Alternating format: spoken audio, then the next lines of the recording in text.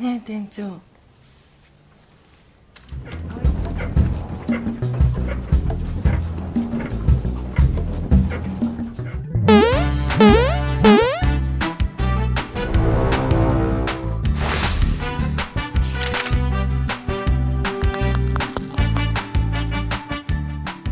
Hai guys, kembali lagi di sini bersama gue IPD. Kali ini gue bakal ngebawain alur cerita film dari Jepang dengan judul Wet Woman in the White. Film ini rilis pada tahun 2016. Film ini bercerita tentang seorang aktor terkenal di Jepang yang ingin menenangkan dirinya di tempat terpencil. Lalu entah dari mana datanglah seorang gadis yang terus-terusan mengikuti dia, karena si gadis itu ingin dikuda-kudain sama dia. Waduh, tentu saja film ini begitu banyak adegan yang ingin sekali kalian tonton. Tapi sebelum kita lanjutkan videonya, jangan lupa like dan subscribe-nya. Dan follow juga Instagram IPD Film, linknya gue taruh di deskripsi.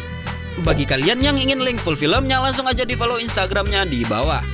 Oke guys, tanpa berlama-lama lagi, langsung aja kita ke videonya.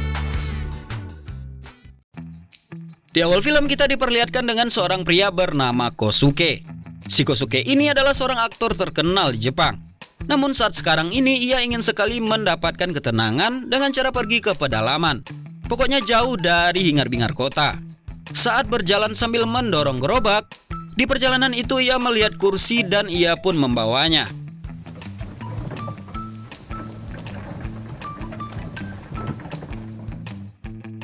Lalu di saat Kosuke ini sedang membaca buku di tepi pantai, entah dari mana terlihatlah seorang wanita yang sedang mengendarai sebuah sepeda. Nah anehnya lagi, si wanita ini dengan santuinya menceburkan dirinya beserta dengan sepeda yang ia bawa ke air laut. Kacau.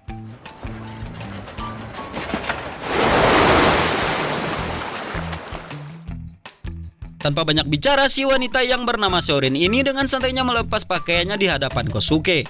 Ia dengan santainya membuka baju dengan niat memerasnya. Terlihat di sini apemnya si Shorin ini begitu bebas terbuka. Melihat hal itu, Kosuke lantas menanyakan asal dan kemana tujuan wanita itu. Lalu si Shorin ini dengan lugas menjawab bahwa ia akan pergi bersama Kosuke. Tentu saja Kosuke langsung merasa bahwa si wanita di hadapannya itu adalah wanita yang aneh. Dan ia pun pergi dari hadapannya. Gimana nggak aneh main barbar gitu.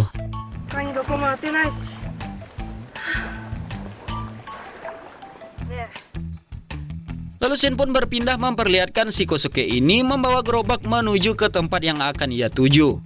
Namun dari belakang, diam-diam Shorin yang aneh ini ternyata mengikuti Kosuke. Tidak hanya mengikuti Kosuke, ia dengan cepat berlari ke Kosuke dan langsung naik ke punggung Kosuke. Seperti orang yang sudah lama ia kenal saja.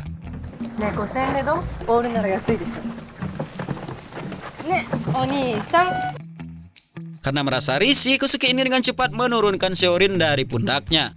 Dan tentu saja meninggalkan Shorin di sana. Emang dasar si Shorin ini yang aneh. Ia pun kembali berlari menaiki gerobak yang Kosuke bawa.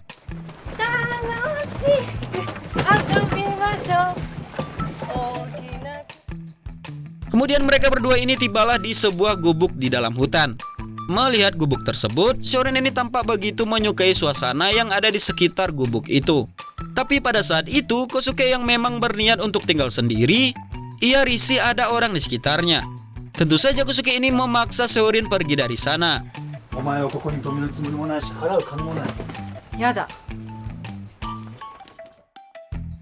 Namun bukannya pergi, Shorin ini malah mencoba memegang joninya si Kosuke dari belakang.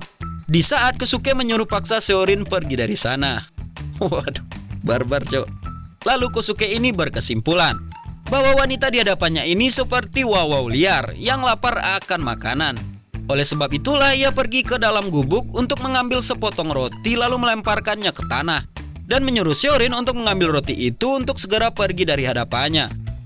Nah sebelum pergi, Shorin mengancam Kosuke bahwa ia tidak akan bisa lolos darinya. Wah, mantap.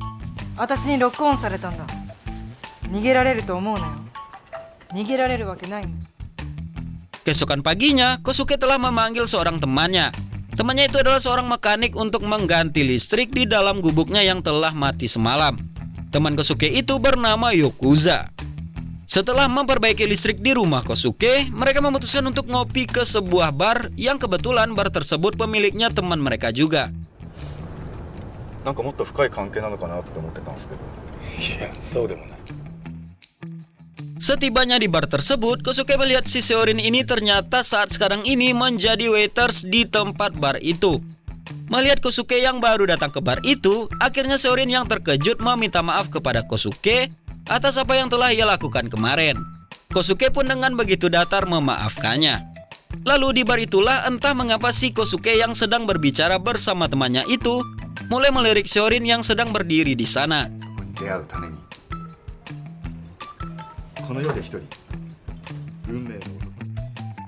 Di malam harinya, Seorin ini mencoba untuk merayu bosnya itu. Karena rayuan Seorin itulah, pada akhirnya bosnya Seorin tersebut langsung menghajar Seorin di tempat itu juga. Ya iyalah, mana tahan kan?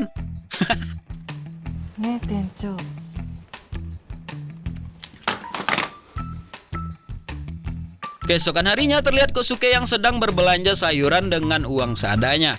Setibanya di gubuk Kosuke, ia dibuat keheranan ketika ia melihat sebuah mobil yang tidak ia kenal parkir di depan gubuk tersebut.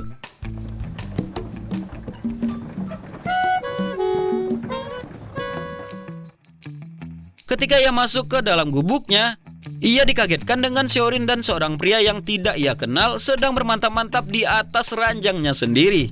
Waduh.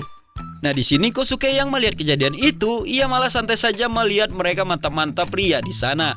Mereka berdua itu juga melihat Kosuke. Namun karena mereka sedang terlanjur asik, mereka malah melanjutkan aksinya tanpa menghiraukan Kosuke si pemilik gubuk. Kacau. Sehabis melakukan permantapan itu, si cowok itu merasa malu kepada Kosuke. Ia awalnya mengira si Seorin inilah pemilik dari gubuk tersebut. Namun di sini si Kosuke nampak santai aja. Ia malah membuatkan kopi untuk mereka dan memberikan kopi itu kepada mereka. Dan Kosuke tetap merasa santai seakan-akan tidak terjadi apa-apa di sana.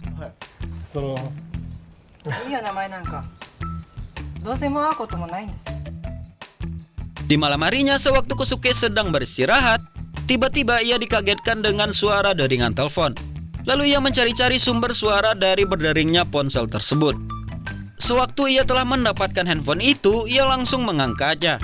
Dan langsung saja ia mendengar suara Seorin yang sedang bermantap-mantap ria. Aduh.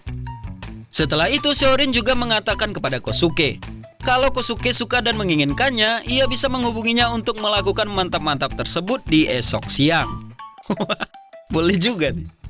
Karena kesal dengan perkataan Seorin, ia dengan emosinya membuang handphone tersebut.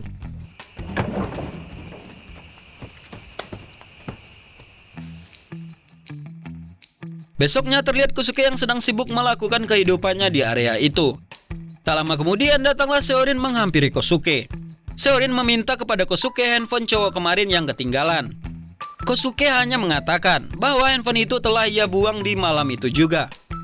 Kemudian Kosuke yang kesal menanyakan kepada Seorin kenapa ia selalu saja mengikutinya. Si Seorin ini malah menanyakan kenapa Kosuke yang seorang aktor terkenal malah berdiam diri di sana. Lantas Kosuke menjawab bahwa ia kesini hanya untuk mencari ketenangan. Jadi ia tidak ingin diganggu oleh siapapun.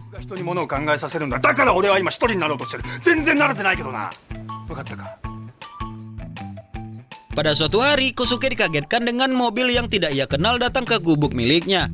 Namun kali ini ia merasa ketakutan dan bersembunyi ke dalam gubuk miliknya.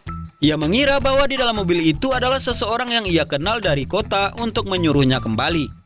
Namun di saat dia bersembunyi di atas kasur, ternyata yang datang adalah seorang cewek kenalan Kosuke yang bernama Kyoto. Nani? Mata trouble inai ndo? Si Kyoto ini adalah teman Kosuke yang berprofesi sebagai guru. Ia juga mengatakan kepada Kosuke bahwa ia sangat kangen kepada Kosuke. Waduh, ada yang kangen nih. Selanjutnya saat Kosuke keluar, ia melihat beberapa orang sedang berdiri di depan gubuk itu. Orang-orang itu diketahui sebagai muridnya si Kyoto yang sengaja ia bawa dari kota untuk menemaninya. Di sana ia juga diperkenalkan dengan gadis berkacamata yang bernama Yuko. Si Yuko ini juga diketahui sebagai asistennya si Kyoto. Sanjo Yuko desu.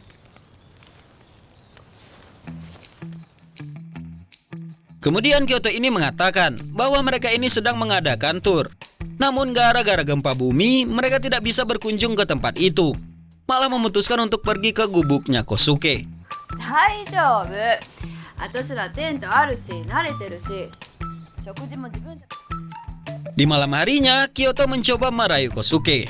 Waduh, ia merayu Kosuke untuk bercocok tanam dengannya pada saat itu juga. Lalu adegan yang kita inginkan kembali tersaji. Namun di tengah permainan dari Kyoto, si Kosuke ini tiba-tiba diganggu oleh Shorin. Hal itu membuat dia merasa tidak senang dengan gangguan dari Shorin.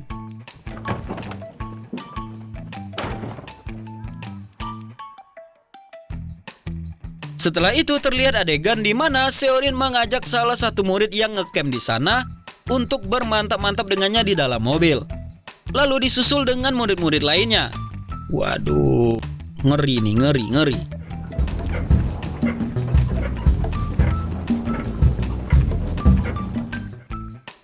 Pagi harinya saat Kosuke terbangun, ia melihat Yuko di luar gubuknya sedang menyiapkan kopi untuk dirinya. Kosuke juga keheranan dengan mobil beserta murid-murid lainnya. Lalu Yuko menjawab bahwa mereka semua sudah pergi. Kemudian Yuko yang memang tertarik kepada Kosuke, ia mengatakan bahwa ia akan tinggal di sini untuk menemani Kosuke. Bukannya senang, Kosuke malah menyuruh Yuko pergi dari sana. Aduh, gimana sih?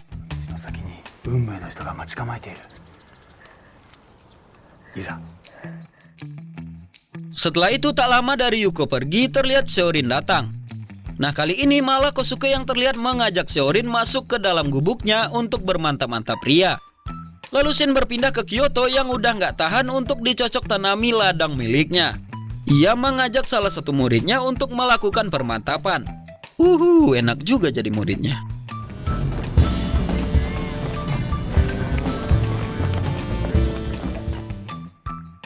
Di tempat lain, Yuko sedang berjalan-jalan sendirian di hutan.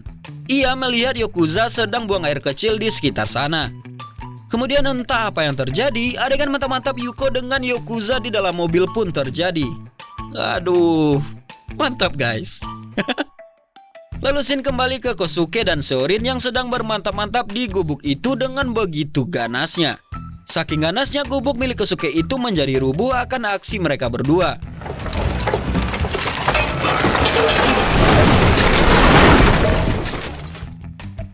Namun mereka berdua masih saja melakukan aksinya tanpa menghiraukan sekitar. Karena gubuk itu telah hancur, mereka berdua kembali melanjutkan atraksi tersebut di kafe di tempat Shorin bekerja. Nah kebetulan si pemilik kafe tersebut sedang tidak berada di sana. Di sini sepanjang malam Kosuke dan Shorin melakukan atraksi tersebut dengan begitu garangnya. Waduh, hajar terus. Keesokan paginya Kosuke terbangun dari tidurnya namun tidak mendapati Shorin di sana. Di tempat lain terlihat Yuko dan Yokuza sedang dimabuk asmara. Diketahui di sini mereka telah jadian pasca apa yang telah mereka lakukan di dalam hutan kemarin.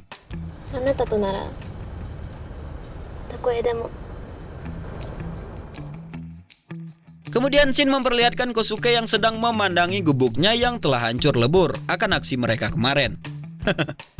Setelah itu Kosuke dibuat aneh dengan tulisan yang ada di kursi tersebut. Tulisan itu sudah dipastikan milik Shorin yang mengatakan, siapakah anjing sebenarnya?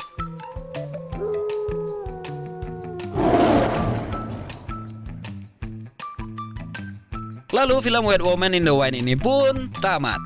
Ending yang membagongkan. Oke guys, itulah alur cerita film dengan judul Wet Woman in the Wind.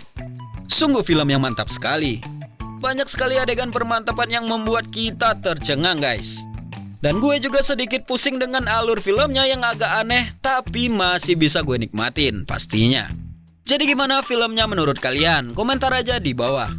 Oke guys, sampai di sini dulu video kali ini. Jangan lupa tinggalin like, komen, dan subscribe-nya. Aktifin tombol loncengnya juga, share juga ke teman-teman kalian. Sampai jumpa di video selanjutnya dan bye.